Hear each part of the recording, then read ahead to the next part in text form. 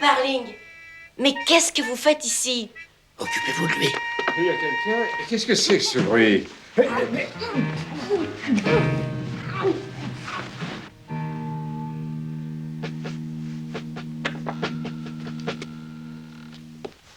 Papa? Scotty?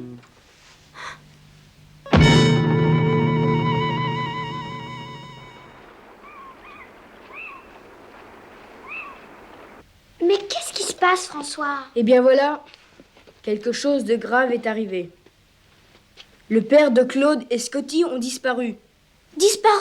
Mais où et comment? Scotty voulait m'aider à sortir d'Agobert en passant par la bibliothèque et il n'y a pas eu moyen.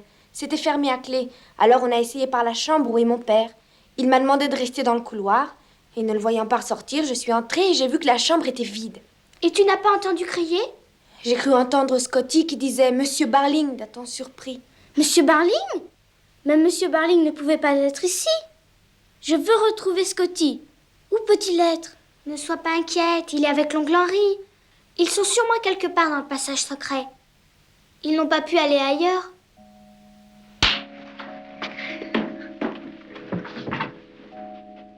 La poignée qui ouvrait la porte secrète.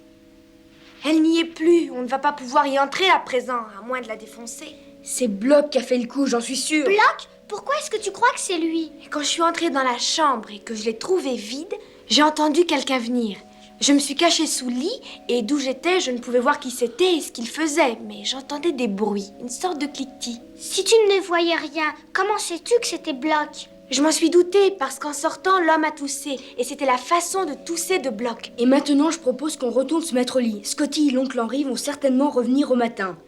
Sinon, il faut bien prévenir ton beau-père. Rentrez chez vous, fermez vos portes et laissez allumer.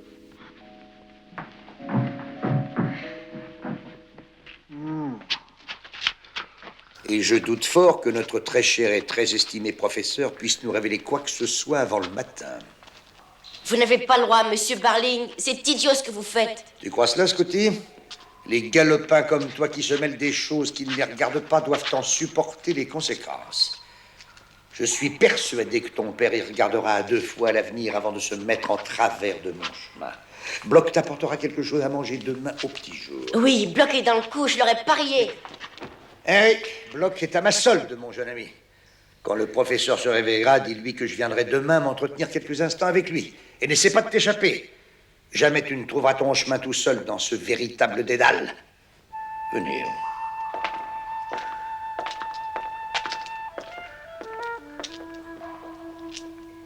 Professeur Dorcel, réveillez-vous. Est-ce que vous m'entendez? Réveillez-vous, professeur, je vous en supplie.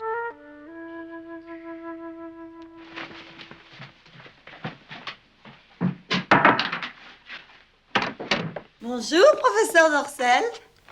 Bon, mais qu'est-ce que ça veut dire? Où est le professeur Dorcel? Il doit être dans notre chambre. Ah, vous pouvez laisser le plateau ici.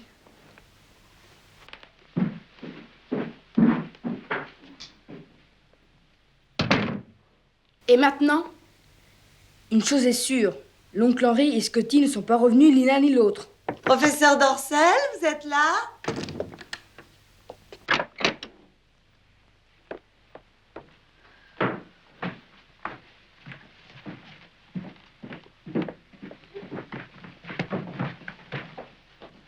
Scotty n'est pas encore rentré? Non, pas encore, pas plus que l'oncle Henri. Il faut tout dire à Monsieur le Noir et pour Dagobert aussi. Non. Mais la malheureuse bête depuis hier enfermée dans le passage secret. C'est François qui a raison. Papa déteste les chiens et il va être furieux après toi. Il va avoir assez de soucis comme ça en apprenant la disparition de mon oncle et de Scotty. Il sait peut-être quelque chose.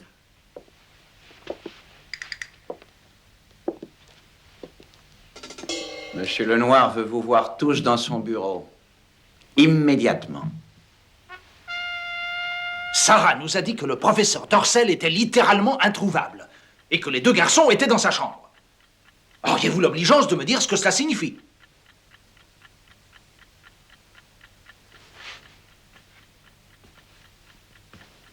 Scotty n'est plus là. Il a disparu lui aussi. Maribel, que veux-tu dire? Ils ont disparu. Tous les deux, maman. Cette nuit. Ah, j'en ai soupé de cette comédie. Et je vous prierai de me dire toute la vérité. Oui, mais pas devant Bloch. Il est sourd. C'est possible, mais il pourrait lire sur les lèvres. Parfait, François. Tu préfères peut-être t'expliquer à la police? Ça m'étonnerait beaucoup que vous vouliez la mettre au courant, monsieur Lenoir. Retournez tous dans vos chambres. Allons. Je veux en avoir le cœur net et tirer l'affaire au clair moi-même.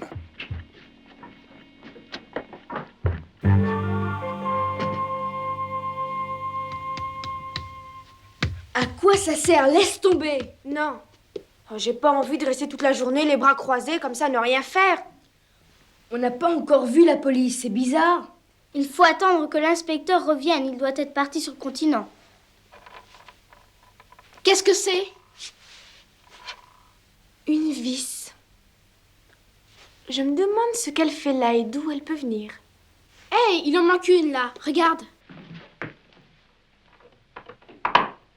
Comment est-ce qu'elle a pu s'enlever toute seule? J'y suis. Le cliquetis que tu as entendu cette nuit, c'était un tournevis. Ce qu'on appelle un tournevis à rocher. Bloch a dû enlever cette vis et la laisser tomber. Ça veut dire qu'il y a une autre entrée secrète ici. Scotty prétend que la maison en est truffée. Il y a un moyen de le savoir. Maribel, essaye de nous trouver un tournevis. Et méfie-toi de ton beau-père. Tiens, vous êtes tous là. Est-ce que la police est arrivée, monsieur? Je vous avais dit de rester dans vos chambres respectives. Mais ça ne fait rien. Je viens de parler longuement à Bloch. Et comme je le pensais, il ne sait rien de toute cette affaire. Ni de ces signaux qui partent de la tour. Si tant est qu'il n'y en ait jamais eu. Mais Scotty, on était pourtant sûr. Ça suffit, François. Je constate qu'il a réussi à vous persuader tous autant que vous êtes de la véracité de ces stupides histoires. Et vous poussez à persécuter Bloch. Le pauvre homme en est très attristé. Je lui ai conseillé de prendre du repos pour quelque temps. Je commence moi-même à être las de cette affaire. Jusqu'à ce que j'ai tiré tout ça au clair, vous ne bougerez pas d'ici, compris?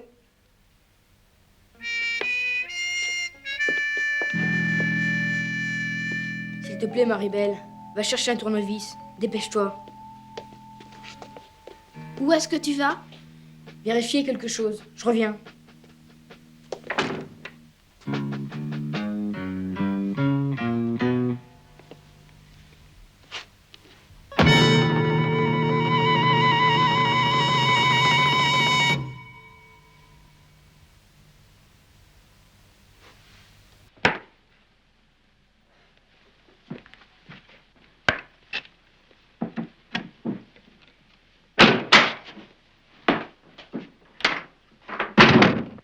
Bloch dort à point fermé.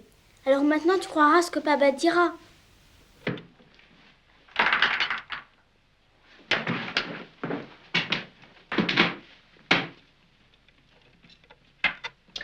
Et voilà.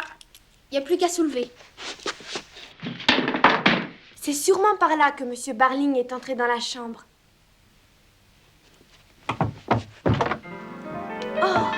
C'est vide. Oh, j'aurais pourtant parié que c'était par là qu'il avait dû passer pour...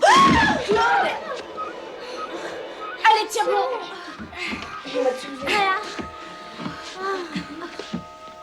Tu n'as pas mal? Ça va. Eh bien, Il est maintenant, chaud. on vient de le découvrir, le nouveau passage.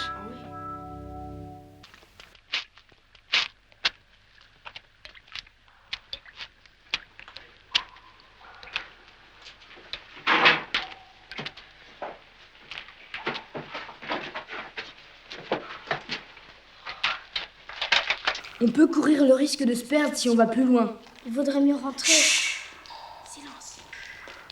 On entend marcher.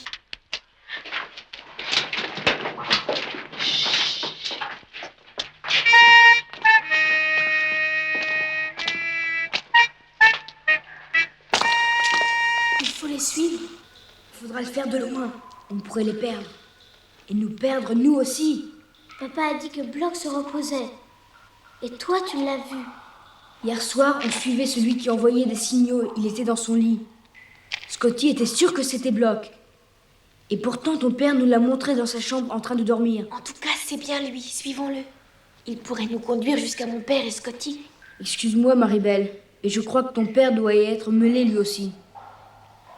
Pour le moment, nous avons une mission à remplir. Venez.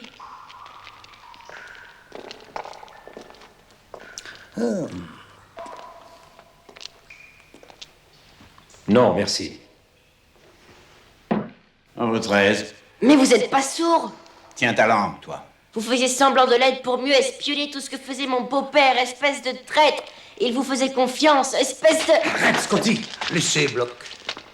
Je veux parler au professeur Dorsel. Je ne sais pas où vous voulez en venir, mais votre conduite est ridicule.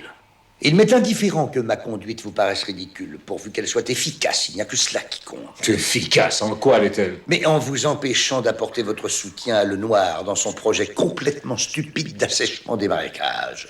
Ça vous étonne, ça? Vous allez l'être encore plus. J'ai une proposition extrêmement intéressante à vous faire au sujet de ce projet ridicule. Vous? Oui. Apprenez que les marais représentent pour mes affaires un élément irremplaçable. Vous voyez ce que je veux dire? Oui, j'y suis, c'est Bloch toutes les nuits qui envoyait des signaux. J'ai besoin aussi de la maison pour Un être... contrebandier.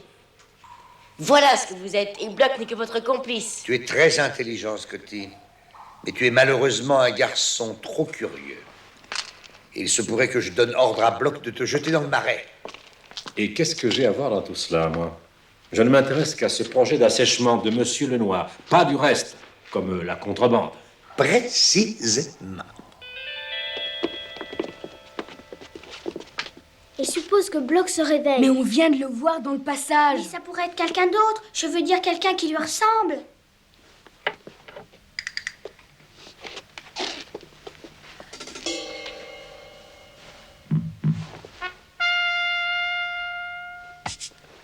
Il faut tout raconter à Monsieur Lenoir. Lui seul peut faire quelque chose.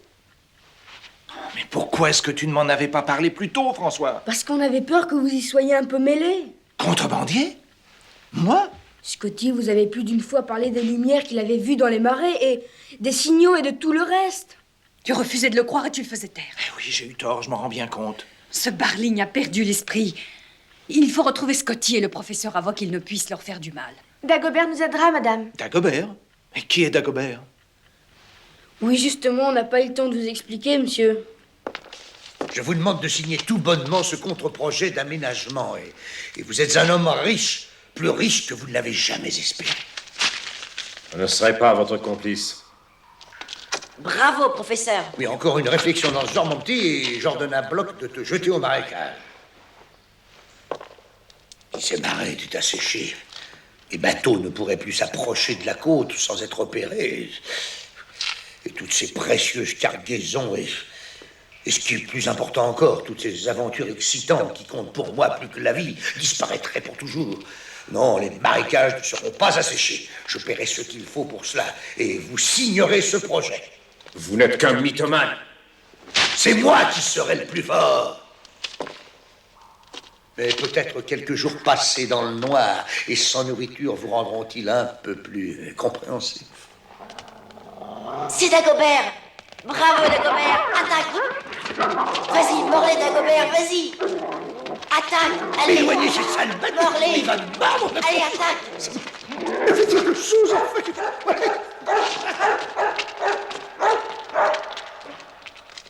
Bravo, Dagobert. C'est un bon chien. Il a réussi à sortir tout seul du passage secret. Passage secret. J'avais interdit à Claude de l'amener ici. Heureusement qu'elle l'a fait. Dagobert est notre seule chance de trouver la sortie de ces souterrains. Bon, alors allons-y, le temps presse. Et voilà toute notre histoire et pourquoi on ne vous a rien dit, monsieur Lenoir. Vous avez été stupide. Si je n'aime pas les chiens, j'y peux rien. Et je n'en veux pas dans la maison, Maribel le sait bien. Mais je me serais arrangé pour le mettre dans un chenil, chez des voisins. Je vous fais toutes mes excuses, monsieur. Je les accepte, mais va quand même à sa recherche. Merci, monsieur. Et trouve-lui une place ailleurs qu'ici, hein. Je peux y aller aussi, maman? Non, ma chérie, je préfère que tu restes. Alors, la police, je veux parler à l'inspecteur de service. Oui, c'est par là que Dagobert est sorti du passage secret. Et tel que je le connais, il a dû trouver de l'eau. Allons, ne t'en fais pas pour lui, Claude. Je crois que monsieur Lenoir déteste vraiment les animaux. En tout cas, on sait aussi qu'il leur fait pas de mal. Aidez-moi! Oh, je t'avais oublié.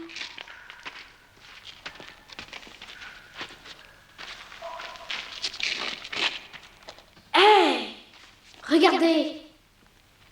Quelqu'un a accroché une corde comme pour se guider. Et elle va loin dans le souterrain. Attendez, il faut prévenir Monsieur Lenoir. Oh, mais non, allez, viens.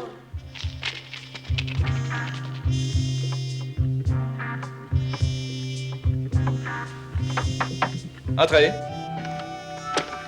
C'est l'inspecteur, monsieur, elle veut vous voir. Inspecteur, merci d'être venu si vite. Mais c'est tout naturel, monsieur.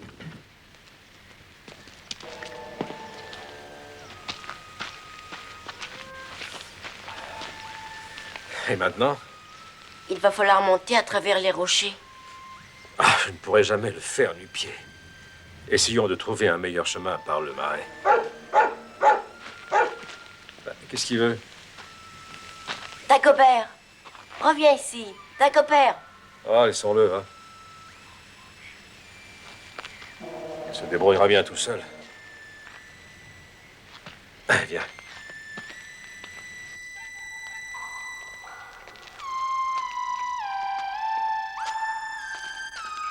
Quelqu'un a dû séjourner ici. Tu crois que c'est Scotty et l'oncle Henry? Oh, seul.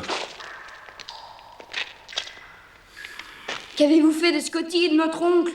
Complètement stupide. S'ils ont voulu s'évader, ils ne retrouveront pas le chemin du retour.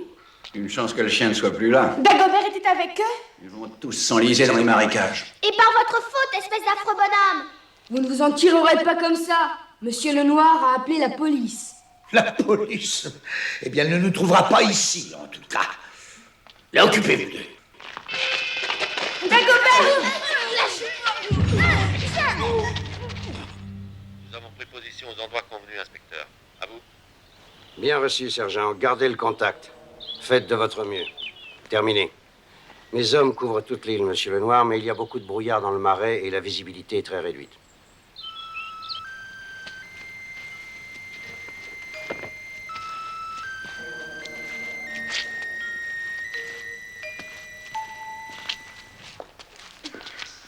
Voilà qui va apprendre à le noir une chose ou deux. Mais restez tranquille, petite peste. Et toi aussi. Je vous le répète. Vous ne vous en tirerez pas comme ça. Venez, vous autres. Allez, Ce chien est un fou. Laissez-moi m'embrancher. Détache-moi, vite! Dagobert! Dagobert! Viens, Dagobert! Bravo, Oh, Dagobert. tu es bouche beau, Dagobert. Tu as l'air nous a sauvés. Bon, assez perdu de temps. Claude, il faut retrouver ton père et Scotty. D'accord, allons-y.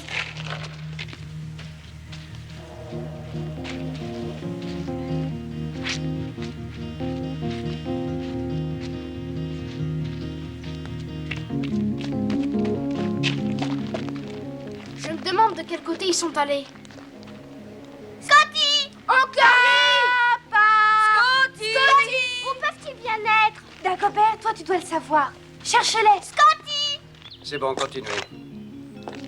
On m'appelait de la digue. Personne n'a quitté l'île depuis 1 heure. On va retrouver très vite Balding et ses complices, soyez-en sûrs. Et ce n'est pas eux qui m'intéressent. C'est le sort de Scotty et du professeur Dorsel qui m'inquiète. Papa! Henry! Où est Scotty? Papa! Oncle Henry! Scotty! Scotty!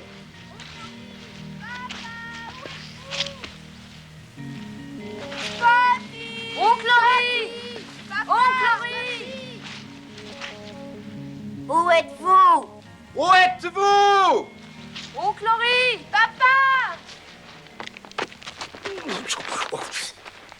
Ce maudit animal. On les retrouvera pas dans ce brouillard.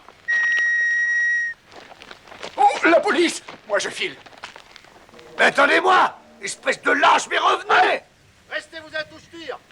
Oh, mon Dieu, ils sont pris. Je suis perdu. Nous avons arrêté tous les trois. Bien reçu. Terminé. On a retrouvé Barling, Bloch et un 3e homme. Et les autres? Toujours rien, désolé. Ni votre fils, ni le professeur.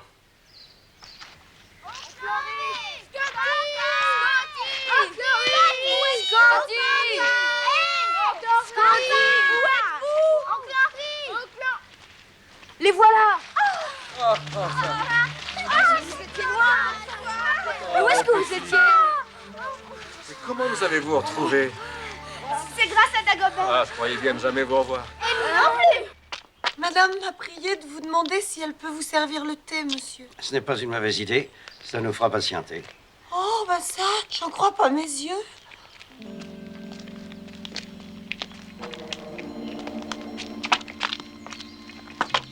Scotty! Maman, Ah, mon petit. S'il vous plaît, monsieur le Noir, vous n'allez pas renvoyer Dagobert? C'est lui qui nous a tous sauvés. Allons, le noir. Après ce que nous avons subi, on pourrait bien faire un petit effort à votre tour, non? Ah, d'accord, Claude. Entrez tous.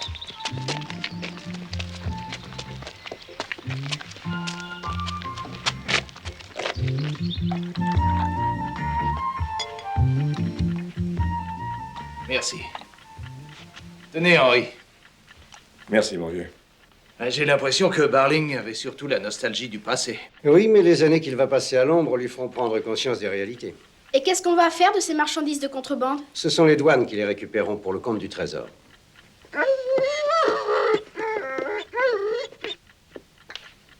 Quoi? Il a pris un bain, monsieur le Noir. Il est tout beau, tout propre. Dagobert, je te présente un ami. Assis. Donne la patte. Bonjour. Oh. Ça n'est pas un chien comme les autres, hein? Non seulement il est plus beau, mais il est bien plus intelligent que beaucoup, surtout. Quand vous voudrez vous séparer de lui, je pourrais l'engager dans la police. Elle ne voudra jamais s'en séparer. Sans l'obstination de ma fille à conserver Dagobert auprès d'elle en dépit de mes ordres, je doute fort que Scotty et moi serions là aujourd'hui pour vous raconter notre histoire. Eh bien, attendu que le nommé Dagobert possède autant de qualités, je pense qu'on pourrait peut-être assouplir le règlement. Merci, monsieur le Noir.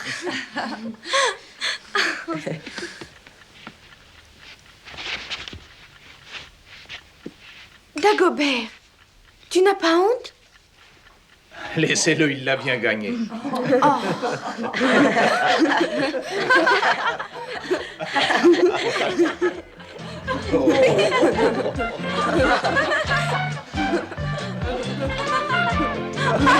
va pas laisser la seule.